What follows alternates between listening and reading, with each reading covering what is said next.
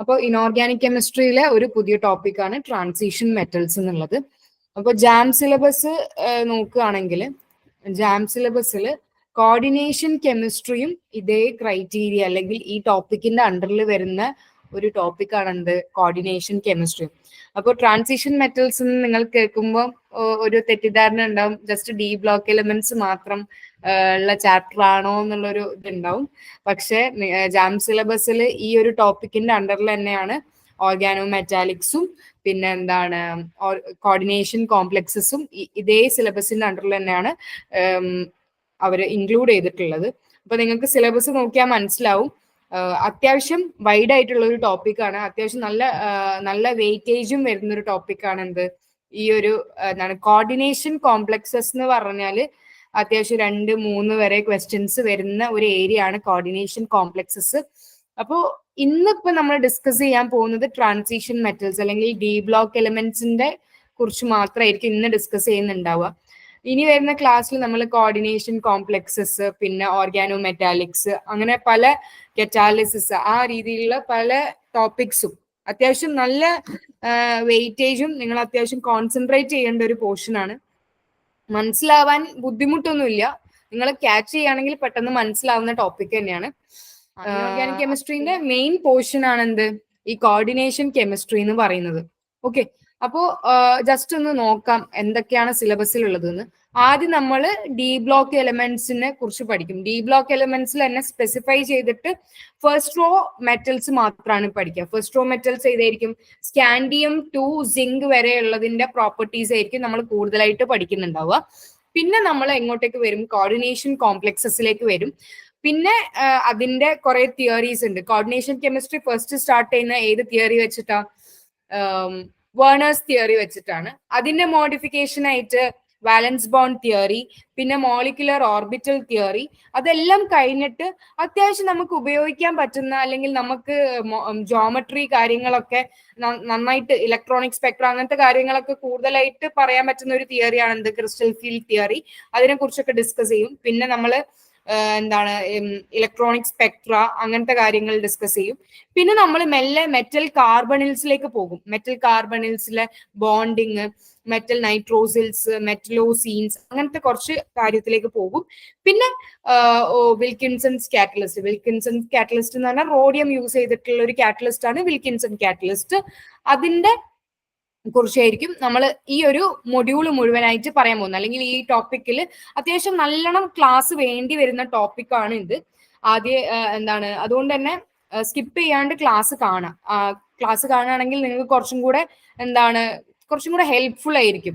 Just എന്താണ് topic മുറിച്ച് പഠിക്കുമ്പോൾ നിങ്ങൾക്ക് കുറച്ചും കൂടെ അത് യൂസ്ഫുൾ ആയിരിക്കും. ഓക്കെ, അപ്പൊ നമുക്ക് സ്ട്രെയിറ്റ് ആയിട്ട് ടോപ്പിക്കിലേക്ക് കടക്കാം. വെറുതെ ഇങ്ങനെയാണ് ടോപ്പിക്ക് മൂവ് ചെയ്യാന്ന് വേണ്ടിയിട്ടാണ് ആ ഒരു ഇതിൽ ഞാൻ പറഞ്ഞു തന്നത്. അല്ലെങ്കിൽ ജസ്റ്റ് നിങ്ങൾ പഠിക്കുന്നതിന്റെ മുമ്പ് എന്താണ് പഠിക്കേണ്ടതെന്ന് നിങ്ങൾക്ക് നല്ലൊരു ബോധ്യം വേണം. എന്നാൽ മാത്രമാണ് നിങ്ങൾക്ക് ഇപ്പം എത്ര ടോപ്പിക് അറിയെങ്കിലും ഏത് ഏരിയ ആണ് സിലബസിൽ ഉള്ളത് എന്ന് നിങ്ങൾക്ക് മനസ്സിലാവണം. ഓക്കെ, കുറെ പഠിച്ചിട്ട് കാര്യമില്ല. ഓക്കെ, അപ്പൊ ഞാൻ ഡയറക്റ്റ് ആയിട്ട് സ്റ്റാർട്ട് ചെയ്യാണ്. ഇന്നിപ്പോ ആ സിലബസിലുള്ള ഫസ്റ്റ് ടോപ്പിക് മാത്രമായിരിക്കും. ഫസ്റ്റ് ടോപ്പിക്കിൽ തന്നെ കംപ്ലീറ്റ് ആയിട്ട് കവർ ചെയ്യാൻ പറ്റൂല. ഇന്ന് നിങ്ങൾക്ക് ഇപ്പം ഈ ഒരു ടോപ്പിക് നോക്കുമ്പോൾ നിങ്ങൾ വിചാരിക്കും ഈസി ആണ്, അല്ലെങ്കിൽ നിങ്ങളെ +2 NCERT ബേസ് തന്നെ ആയിട്ടുള്ള ടോപ്പിക്സ് തന്നെയാണ് ഇപ്പം നമ്മൾ ഡിസ്കസ് ചെയ്യാൻ പോകുന്നത്. സോ ഡി ബ്ലോക്ക് എന്ന് പറഞ്ഞാൽ എന്താണ്? ഡി ബ്ലോക്ക് എന്ന് പറഞ്ഞാൽ എവിടെയാണ് സിറ്റുവേറ്റ് ചെയ്തിട്ടുള്ളത്? It is in between S block and P block. So ആ എസ് ബ്ലോക്കും പി ബ്ലോക്കും എന്താണ്? റെപ്രസെന്റേറ്റീവ് എലമെന്റ്സ് അല്ലെങ്കിൽ നോൺ ട്രാൻസിഷൻ എലമെന്റ്സ് ആണ്. Why these are called transition elements? ഈ ഡി ബ്ലോക്ക് എലമെന്റ്സിന് എന്തുകൊണ്ടാണ് ട്രാൻസിഷൻ എലമെന്റ്സ് എന്ന് പറയാൻ കാരണം? Because the properties of D block elements are in between S block and P block. S block എലമെന്റ്സിന്റെയും P block എലമെന്റ്സിന്റെയും properties വെച്ച് കമ്പയർ ചെയ്യുകയാണെങ്കിൽ ഇതിന്റെ രണ്ടിന്റെയും ഇടയ്ക്കുള്ള പ്രോപ്പർട്ടീസ് ആണ് എന്ത് കാണിക്കുക? അല്ലെങ്കിൽ ഇതിന് ഇപ്പൊ ഒന്ന് മെറ്റൽസ് ആണെങ്കിൽ മറ്റേത് എന്താണ്? ഒന്ന് കംപ്ലീറ്റ്ലി മെറ്റൽസ് മാത്രമാണ് എസ് ബ്ലോക്കിലുള്ളത്. Alkali metals, alkali earth metals മാത്രമാണ് എസ് ബ്ലോക്കിലുള്ളത്. പക്ഷെ നമ്മൾ പി ബ്ലോക്കിലേക്ക് നോക്കുകയാണെങ്കിൽ ഒരു വൈഡ് വെറൈറ്റി ഉണ്ട്. എന്തൊക്കെ ഉണ്ട്? മെറ്റൽസ് ഉണ്ട്, നോൺ മെറ്റൽസ് ഉണ്ട്, മെറ്റലോയിഡ്സ് ഉണ്ട്. പക്ഷെ ഡി ബ്ലോക്ക് നോക്കുകയാണെങ്കിൽ എന്താണ്? അതൊന്നും ഒരു ട്രാൻസിഷണൽ ആയിട്ടുള്ള പ്രോപ്പർട്ടി, ഇതിന് രണ്ടിനും ഇൻ ബിറ്റ്വീൻ ആയിട്ടുള്ള പ്രോപ്പർട്ടീസ് ആണ് എന്തിന് കാണിക്കുന്നത്? ഡി ബ്ലോക്ക് എലിമെന്റ്സ് കാണിക്കുന്നത്. അപ്പൊ എവിടെയാ സിറ്റുവേറ്റ് ചെയ്തിരിക്കുന്നത് ചോദിച്ചാൽ എസിന്റെയും പിന്റെയും നടുവിലാണ്. And it is having 4 period അല്ലെങ്കിൽ 4 റോസ് ഉണ്ട്. ഫസ്റ്റ് റോന് പറയുന്ന പേരാണ് എന്താണ്? First row. അല്ലെങ്കിൽ ഏതാണ് ഫസ്റ്റ് ഡി ആയിട്ട് വരുന്നത്, അല്ലെങ്കിൽ ഫസ്റ്റ് ഡി ഓർബിറ്റൽ ഏതാണ് വരുന്നത്? ഫസ്റ്റ് ഡി ഓർബിറ്റൽ എങ്ങനെയാണ് നിങ്ങൾ കണ്ടുപിടിക്കുക? ഫസ്റ്റ് ഡി ഓർബിറ്റൽ എങ്ങനെയാണ്? ഡിന്റെ എൽ വാല്യൂ എത്രയാ? 2. അപ്പോ എന്താണ്? n+1 ആയിരിക്കും എന്ത്? ഷെല്ല് വരിക. ഓക്കെ, l+1 ആയിരിക്കും ഷെല്ല് വരിക. അപ്പൊ എൽ എന്താണ്? 2+1 3. 3D ആയിരിക്കും ഫസ്റ്റ് ഡി ഓർബിറ്റൽ. ഓക്കെ, അപ്പൊ 3D series, 4D series, 5D series and 6D series, അങ്ങനെ 4 സീരീസ് ഉള്ള ഒരു ബ്ലോക്ക് ആണ് എന്ത്? D block elements. അതിൽ നിങ്ങളെ സിലബസിൽ ആകെ കൂടെ പഠിക്കാനുള്ളത് ഫസ്റ്റ് റോ അല്ലെങ്കിൽ 3D സീരീസിന്റെ കുറിച്ച് മാത്രമാണ് നിങ്ങൾക്ക് പഠിക്കാനുള്ളത്. ജസ്റ്റ് കമ്പാരിസണ് കാര്യങ്ങളൊക്കെ ആദ്യം നമ്മൾ എല്ലാ റോസ് വെച്ച് ജസ്റ്റ് കമ്പയർ ചെയ്യും. അപ്പൊ നിങ്ങൾ ആദ്യം ചെയ്യേണ്ടത് എന്തെന്ന് വെച്ചാൽ ഫസ്റ്റ് സീരീസ് എന്താക്കുക? കംപ്ലീറ്റ് ബൈ ഹാർട്ട് ചെയ്ത് പഠിക്കുക. ബൈ ഹാർട്ട് ചെയ്ത് പഠിക്കാണ്ട് നടക്കൂല. കാരണം എന്താ വെച്ചാൽ അതിൽ എത്ര എന്താണ് ഡിയിൽ എത്ര ഇലക്ട്രോൺസ് ഉണ്ട് നിങ്ങൾക്ക് പഠിക്കാൻ കുറച്ചും കൂടെ എളുപ്പമാണ് ഈ ഒരു സീരീസ് എന്ന് പറഞ്ഞാല്. എന്തെങ്കിലും ഒരു ന്യൂമോണിക്കോ കാര്യങ്ങളോ വെച്ച് പഠിക്കുക. നിങ്ങൾ തന്നെ കോഡ് ഉണ്ടാക്കിയിട്ടുണ്ടാവും എന്ന് വിചാരിക്കുന്നു. ആർക്കെങ്കിലും കോഡ് ഉണ്ടോ? ഇത് പഠിക്കുന്നതിൽ കോഡ് ഉണ്ടാക്കിയവരുണ്ടോ? നല്ല ഫണ്ണി ആയിട്ടുള്ള കോഡ്സ് ഒക്കെ ഉണ്ടാവും. നിങ്ങൾ ചിലപ്പോ +2 പഠിക്കുമ്പോൾ തന്നെ ഇതിന് പഠിച്ചിട്ടുണ്ടാവും. ഞാൻ പഠിക്കുന്ന എങ്ങനെയാ വെച്ചാൽ Sachin Tendulkar, very cruel man, ഐക്കോ നീക്കോ സിംഗ്, അങ്ങനെയാണ് ഞാൻ പഠിച്ചിട്ടുള്ളത്. നിങ്ങൾക്ക് ഓരോരുത്തർക്കും ഓരോ ടൈപ്പ് കോഡ് ഉണ്ടാവുമല്ലോ. അപ്പൊ അങ്ങനെ കുറച്ച് ഫണ്ണി ആയിട്ടുള്ള രീതിയിൽ പഠിച്ചാൽ മാത്രമാണ് ഇത് കുറച്ചും കൂടി ഇൻട്രസ്റ്റിംഗ് ആവുക. ആർക്കെങ്കിലും കോഡ് ഉണ്ടോ? നിങ്ങൾക്ക് ഫണ്ണി ആയിട്ടുള്ള കോഡ്സ് ഉണ്ടെങ്കിൽ നിങ്ങൾക്ക് വേണമെങ്കിൽ ഷെയർ ചെയ്യാം. കാരണം ബാക്കിയുള്ളവർക്കും ഉപകാരമാവും. ഉണ്ടെങ്കിൽ പറയൂ. ഇല്ലെങ്കിൽ യൂട്യൂബ് നിങ്ങൾ സെർച്ച് ചെയ്താൽ മതി. കുറെ ഇങ്ങനത്തെ നല്ല ചിരിക്കാൻ പറ്റിയ കോഡ്സ് ഒക്കെ കാണും. അപ്പൊ ഇതിൽ മെയിൻ ആയിട്ട് നിങ്ങൾ അറിഞ്ഞിരിക്കേണ്ടതെന്ന് വെച്ചാൽ എന്താണ് 21 to 30 ആയിരിക്കും ഇതില്. 21 to 30 അതായിരിക്കും അറ്റോമിക് നമ്പർ. അതില് 21 എന്ന് പറയുമ്പോൾ ഡിയിൽ 1 ആയിരിക്കും, 30 എന്ന് പറയുമ്പോൾ ഡിയിൽ 10 ഇലക്ട്രോൺസ് ആയിരിക്കും. അതിൽ നമ്മൾ സൂക്ഷിക്കേണ്ട 2 എലിമെന്റ്സ് എന്ന് പറഞ്ഞാൽ ക്രോമിയം കോപ്പറും ആണ്. ക്രോമിയം കോപ്പറും എന്താണ് D5 ആൻഡ് D10 കോൺഫിഗറേഷൻസ് ആണ് completely filled and half filled configurations are more stable. അത് ഏത് ഓർബിറ്റിൽ എടുക്കുകയാണെങ്കിലും completely filled and half filled configuration will be more stable. അതെന്തുകൊണ്ടാന്ന് ചോദിച്ചാൽ എക്സ്ചേഞ്ച് എനർജി അവർക്ക് കൂടുതലായിരിക്കും. അങ്ങനെ പല റീസൺസ് ഉള്ളത് കൊണ്ടാണ് എന്താണ് ഹാഫ് ഫിൽഡും കംപ്ലീറ്റ്ലി ഫിൽഡും. ഇപ്പൊ പെയറിങ് അങ്ങനത്തെ കാര്യങ്ങളൊക്കെ നോക്കിയിട്ട് ആ 2 കോൺഫിഗറേഷൻസ് ആയിരിക്കും കൂടുതൽ സ്റ്റേബിൾ ആയിട്ടുണ്ടാവുക. അപ്പൊ ആ ഒരു സ്റ്റെബിലിറ്റി അറ്റൈൻ ചെയ്യാൻ വേണ്ടിയിട്ട് നമ്മളെ D4 കോൺഫിഗറേഷനും D9 കോൺഫിഗറേഷനും എന്താവും? D10 D5 ആയിട്ട് മാറും. എസില് 2 ഇലക്ട്രോൺസിന് പകരം അവിടെ 1 ഇലക്ട്രോൺസ് ഉണ്ടാവും. ആ 2 എക്സെപ്ഷൻ മാത്രമാണ് നമ്മളെ 3D സീരീസിൽ പറയാനുള്ളത്. ഓക്കെ, അപ്പൊ നമുക്ക് ഇനി അടുത്തത് ജനറൽ ക്യാരക്ടറിസ്റ്റിക്സിലേക്ക് പോവാം. ഈ ഒരു ഡി ബ്ലോക്കിലെ ക്യാരക്ടറിസ്റ്റിക്സിലേക്ക് പോവാം. അപ്പൊ ആദ്യം തന്നെ ആദ്യത്തെ പോയിന്റ് നോക്കുകയാണെങ്കിൽ ട്രാൻസിഷൻ എലിമെന്റ്സ് എന്തുകൊണ്ടാണ് ആ ട്രാൻസിഷൻ പേര് വരാനുള്ള കാരണം? അത് എസിന്റെയും പിന്റെയും നടുവിൽ വെച്ചതുകൊണ്ടാണ്. പിന്നെ എന്താണ് എസ് ബ്ലോക്ക് എന്ന് പറഞ്ഞാൽ എന്താണ്? Highly metallic in nature. Metals എന്ന് പറയുമ്പോൾ എന്താണ്? അയണിക് കമ്പൗണ്ട്സ് ആയിരിക്കും അത് കൂടുതലായിട്ട് ഫോം ചെയ്യുന്നുണ്ടാവുക. ആ മെറ്റൽസ് കൂടുതലും അല്ലെങ്കിൽ എസ് ബ്ലോക്കിലുള്ള metals, that is alkali metals and alkaline earth metals, they will form ionic compounds.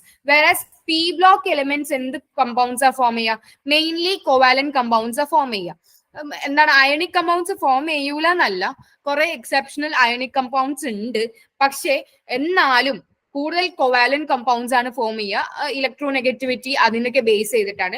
Less electronegativity അല്ലെങ്കിൽ കമ്പാരിറ്റീവ്ലി ലെസ് ഇലക്ട്രോനെഗറ്റിവിറ്റി ആണെങ്കിൽ അവരെന്ത് കമ്പൗണ്ട്സ് ഫോം ചെയ്യുക? ലാർജ്ലി കോവാലന്റ് കമ്പൗണ്ട്സ് ആണ് ഫോം ചെയ്യുക. അയണിക് കമ്പൗണ്ട്സ് എപ്പോഴാണ് ഫോം ചെയ്യുന്നത്? If the electronegativity difference is very high. If two metals are having high electronegativity difference, then they will form what compounds? What type of compounds? Ionic compounds. If the electronegativity difference is very small, അല്ലെങ്കിൽ negligible electronegativity difference ആണ് രണ്ട് metals അല്ലെങ്കിൽ രണ്ട് elements തമ്മിലുള്ളത് എങ്കിൽ they will form largely covalent compounds. They will form covalent compounds. Covalent compounds എന്താണ്? Electron sharing ആണ്. മറ്റേതിൽ എന്താണ്? ഒരു ഇലക്ട്രോസ്റ്റാറ്റിക് ഇന്ററാക്ഷൻ ആണ് ഉണ്ടാവുക. പോസിറ്റീവ് ആൻഡ് നെഗറ്റീവ് അയോൺസ് തമ്മിൽ ആണ് ഉണ്ടാവുക അയണിക് കമ്പൗണ്ട്സ്. സോ അപ്പൊ പി ബ്ലോക്കും എസ് ബ്ലോക്കും പറഞ്ഞു. അപ്പൊ ഇതിന്റെ ഇടയിലുള്ള എന്താണ് ബിഹേവിയർ ആണ് കാണിക്കുന്നത്? ട്രാൻസിഷൻ എലമെന്റ് കാണിക്കുന്നത്. പിന്നെ ഒരു ഇമ്പോർട്ടന്റ് ആയിട്ടുള്ള പോയിന്റ് പറയാനുള്ളതെന്ന് വെച്ചാൽ they have incompletely filled D orbitals. This point should be there in your mind throughout the chapter. നമ്മൾ ചാപ്റ്റർ ഈ ഒരു ചാപ്റ്റർ കംപ്ലീറ്റ് ആയിട്ട് പറയുമ്പോഴും നിങ്ങളുടെ മൈൻഡിൽ എന്തുണ്ടാവണം? They will be having incompletely filled D orbitals എന്നുള്ള ഒരു പോയിന്റ് നിങ്ങൾക്ക് ഉണ്ടാവണം. ആ ഇൻകംപ്ലീറ്റ്ലി ഫിൽഡ് എന്ന് പറയുമ്പോൾ it can vary from 1 to 9, D1 to D9 configuration. അങ്ങനെ ഇൻകംപ്ലീറ്റ്ലി ഫിൽഡ് ഡി ഓർബിറ്റൽസ് ഉണ്ടെങ്കിൽ മാത്രമാണ് എന്ത് പറയാ? ട്രാൻസിഷൻ എലിമെന്റ്സ് ആണെന്ന് പറയാം. അപ്പൊ നിങ്ങൾ ഒരു ക്വസ്റ്റ്യൻ ചോദിക്കും, എന്താണ് മറ്റെന്താണ് സിങ്കിന് D10 കോൺഫിഗറേഷൻ അല്ലേ? സിങ്ക്, കോപ്പർ, അങ്ങനെ പല എലമെന്റ്സിനും എന്തുണ്ട്? D10 കോൺഫിഗറേഷൻ ഉള്ളവരുണ്ട്. അവർക്ക് they are not having incompletely filled D orbital, they are having completely filled D configuration. അപ്പൊ അവര് ട്രാൻസിഷൻ എലിമെന്റ്സ് ആണോ? ചോദിക്കൂലേ? ഇല്ല, ചോദിക്കും. അപ്പൊ ആ ചോദ്യത്തിനുള്ള ആൻസർ എന്ന് പറഞ്ഞാൽ they are not transition elements. They are not regarded as transition elements. കാരണം അവരുടെ ഗ്രൗണ്ട് സ്റ്റേറ്റ് കോൺഫിഗറേഷനിലും എന്താണ് കോമൺ ഓക്സിഡേഷൻ സ്റ്റേറ്റ്. ഇപ്പൊ സിങ്കിന്റെ കോമൺ ഓക്സിഡേഷൻ സ്റ്റേറ്റ് എന്താ? +2 ആൻഡ് +1 കോൺഫിഗറേഷനിൽ എന്തില്ല? They are not having incompletely filled D orbital. So zinc group ഏതാണ്? നോക്കിക്കേ, zinc group എന്ന് പറഞ്ഞാൽ ഏതാ? Zinc, cadmium, mercury. ഈ സിങ്ക്, കാഡ്മിയം, മെർക്കുറി എന്നുള്ളതാണ് സിങ്ക് ഗ്രൂപ്പ്. ആ ഗ്രൂപ്പിലൊന്നും എന്തില്ല? മറ്റേ ട്രാൻസിഷൻ എലിമെന്റ്സ് ആണെന്ന് പറയാൻ പറ്റില്ല. കാരണം എന്താ? They are not having incompletely filled D orbital. So one criteria to be transition elements is they should have incompletely filled d orbital. That is, their orbital should contain at least 1 to 9 electrons in d orbitals. Okay, that is the criteria to become transition elements. Appo zinc group endalla transition elements alla, because they are not having incompletely filled orbitals. So they are not regarded as transition elements. ഇപ്പൊ ചില ക്വസ്റ്റ്യനിൽ ഞാൻ കണ്ടിട്ടുണ്ട് സിങ്കും കോപ്പറും ഒക്കെ കൊടുക്കും. Zinc which of the following, ഒരു question ഞാൻ ഇതിൽ ഇൻക്ലൂഡ് ചെയ്തിട്ടുണ്ട്, അപ്പൊ നിങ്ങൾക്ക് മനസ്സിലാവും. അപ്പൊ എന്താണ്, ചിലപ്പോൾ സിങ്ക് ഒക്കെ ഓപ്ഷനിൽ കൊടുക്കും. പക്ഷെ ട്രാൻസിഷൻ എലിമെന്റ്സ് അവിടെ ക്വസ്റ്റ്യനിൽ ഉണ്ടെങ്കിൽ we can completely ignore zinc from ആ ആൻസർ. കാരണം സിങ്ക് ഒരു ട്രാൻസിഷൻ എലിമെന്റ് അല്ല എന്ന് നിങ്ങൾക്ക് ആദ്യം നിങ്ങളുടെ മൈൻഡിൽ കത്തണം. ഓക്കെ, പിന്നെന്താണ് ജനറൽ ഇലക്ട്രോണിക് കോൺഫിഗറേഷൻ എന്ന് പറഞ്ഞാൽ എന്താണ്? N-1d 1 to 10, NS1 to 2. അപ്പൊ penultimate shell, outer most shell ഏതാണ്? എസ് ഷെൽ ആണ് ഔട്ടർ മോസ്റ്റ്. ഔട്ടർ മോസ്റ്റിന്റെ ഉള്ളിലുള്ള ഷെൽ, ആ ഒരു ഷെല്ലിന് പറയുന്ന പേരാണ് എന്ത്? Penultimate shell. ഓക്കെ, പെനൾട്ടിമേറ്റ് ഷെല്ലിലേക്കാണ് എന്ത്? ഇലക്ട്രോൺസ് ഫിൽ ചെയ്യുക, ഡി ഇലക്ട്രോൺസ് ഫിൽ ചെയ്യുക. ഔട്ടർ മോസ്റ്റ് ഷെല്ലിൽ ഓൾറെഡി ഫിൽഡ് ആണ്, NS ആണ്. പക്ഷേ the last electrons enters the penultimate shell. Okay, ആ പെനൾട്ടിമേറ്റ് എന്നുള്ള വേർഡൊക്കെ നിങ്ങൾക്ക് മൈൻഡിൽ കത്തണം. പിന്നെ ഒരു എക്സെപ്ഷൻ എന്ന് പറഞ്ഞാൽ പെലേഡിയം എന്ന് പറഞ്ഞൊരു metal, this will not follow the electronic configuration or the general electronic configuration of D block elements. They will be having a configuration like this, something like this. Krypton 4d10 5s0. ഇവിടെ 5s അല്ലെങ്കിൽ എസ്സിൽ എന്തില്ല? 1 to 2 electrons എന്നാണ് നമ്മൾ normally പറയല്. ഇവിടെ S എന്താണ്? 0 electrons ആണ്. So it is A exception from the general electronic configuration. അതൊന്ന് ജസ്റ്റ് നോട്ട് ചെയ്യാം. ഓക്കെ, അത് എന്താണ്? സ്റ്റെബിലിറ്റി അങ്ങനത്തെ കാര്യങ്ങൾക്ക് ഉള്ളതുകൊണ്ടാണ് ആ ഒരു കോൺഫിഗറേഷൻ അത് അറ്റൈൻ ചെയ്യുന്നത്. പിന്നെ നമ്മൾ എന്താ പറയുന്നത്? നോൺ ട്രാൻസിഷൻ എലിമെന്റ്സ് ആയിട്ടാണ് എന്ത്? സിങ്ക്, കാഡ്മിയം, മെർക്കുറി കാണുന്നത്. അപ്പൊ ഇതുവരെ മനസ്സിലായോ? ഇത് ജസ്റ്റ് ഒരു ജനറൽ ക്യാരക്ടറിസ്റ്റിക്സ് മാത്രമാണ് പറഞ്ഞത്. ഇനി നമ്മൾ കുറെ പീരിയോഡിക് ട്രെൻഡ്സ് നമ്മൾ കാണാൻ പോവാണ്. അതിൽ ആദ്യം തന്നെ നമ്മൾ ഏതൊരു ബ്ലോക്ക് പഠിക്കുകയാണെങ്കിലും, S block, P block, D block, F block എന്ത് പഠിക്കുകയാണെങ്കിലും നമ്മൾ ആദ്യം എന്താ പഠിക്കുക? കുറെ ജനറൽ ട്രെൻഡ്സ് പഠിക്കും. നിങ്ങൾ ഓൾറെഡി പീരിയോഡിസിറ്റി പഠിച്ചു കഴിഞ്ഞ ആൾക്കാരല്ലേ? നിങ്ങൾക്ക് ഓൾറെഡി പീരിയോഡിസിറ്റി ആരോ എടുക്കുന്നുണ്ടല്ലോ അല്ലേ? കഴിഞ്ഞോ? അപ്പൊ ഏകദേശം നിങ്ങൾക്ക് ഒരു ഐഡിയ ഒക്കെ ഉണ്ടാവും എന്താണ് അറ്റോമിക് റേഡിയൈ, അയണൈസേഷൻ പൊട്ടൻഷ്യൽ, അങ്ങനത്തെ കാര്യങ്ങളൊക്കെ നിങ്ങൾക്ക് ഒരു ഐഡിയ ഉണ്ടാവും. അല്ലെങ്കിൽ ഓൾറെഡി പഠിച്ച കാര്യങ്ങളാണ് ഇതൊക്കെ തന്നെ. ഇതെന്താണ്, ഒരു റെപ്യൂട്ടേഷൻ ആണ്. ഓക്കെ, പക്ഷെ എന്താണ്, ഈ ബേസിക്സ് ഇല്ലാണ്ട് നിങ്ങൾക്ക് മുമ്പോട്ടേക്ക് പോവാൻ പറ്റില്ല. നിങ്ങൾ അതിൽ നന്നായിട്ട് പഠിച്ചിട്ടുണ്ടെങ്കിൽ ഇത് കുറച്ചും കൂടി ഈസി ആയിരിക്കും. ഈ ഒരു ഇന്നത്തെ ക്ലാസ് നല്ല ഈസി ആയിരിക്കും നിങ്ങൾക്ക് ആ പീരിയോഡിസിറ്റി എന്ന് പറഞ്ഞ ചാപ്റ്റർ പഠിച്ചിട്ടുണ്ടെങ്കിൽ. ഓക്കെ, അതിലും ഈ ക്വസ്റ്റ്യൻസ് വരാം, ഇതിലും ഈ ക്വസ്റ്റ്യൻസ് വരാം. കോമൺ ആയിട്ടുള്ള ക്വസ്റ്റ്യൻസ് ആണ് ഈ ഭാഗത്തു നിന്ന് വരിക. കാരണം they can ask from either periodic table or from this, ഇത് കണക്ട് ചെയ്തിട്ട് ചോദിക്കാൻ പറ്റും.